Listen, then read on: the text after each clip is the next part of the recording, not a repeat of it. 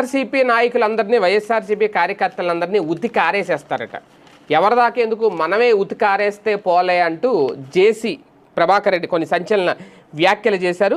వైఎస్ఆర్సీపీ శ్రేణులను మనమే ఉతికి తరిమి కొట్టి ఆరేస్తే వాళ్ళకి దిక్కెవరు అంటూ అనంతపురం జిల్లా తాడిపత్రి మున్సిపల్ చైర్మన్ టీడీపీ నేత జేసీ ప్రభాకర్ రెడ్డి టీడీపీ శ్రేణులను రెచ్చగొట్టే ప్రయత్నం చేశారట.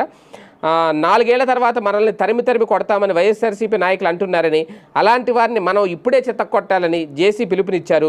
తమకు చేత కాదనుకోవద్దని, సీఎం చంద్రబాబు మంచివాడు కాకపోతే కక్ష సాధింపు ఎలా ఉండేదో చూపించేవారమన్నారు.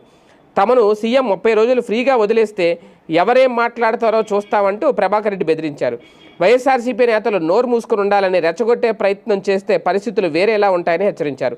అప్పట్లో వైఎస్ జగన్మోహన్ రెడ్డికి ఉన్న మంచితనం, ఆయన తల్లి విజయమ్మ పుట్టిన ప్రాంతాన్ని తాన్ని అభివృద్ధి చేయడంతో పాటు ఎక్కడో ఉన్న ప్రేమతో తాడిపత్రి మున్సిపాలిటీని లాక్కోకుండా